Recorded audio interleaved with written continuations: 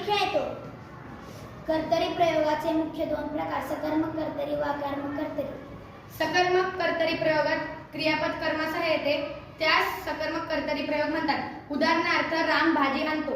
अकर्मक कर्तरी प्रयोगात क्रियापद कर्मासह येत नाही, त्याला अकर्मक कर्तरी प्रयोग म्हणतात. उदाहरणार्थ सीता गाते. कर्तरी प्रयोगात कर्म आणि कर्त्याला विभक्ती प्रत्यय नसतो. कर्तरी प्रयोगाच्या वाक्यातील क्रियापद हे वर्तमान काळात असते.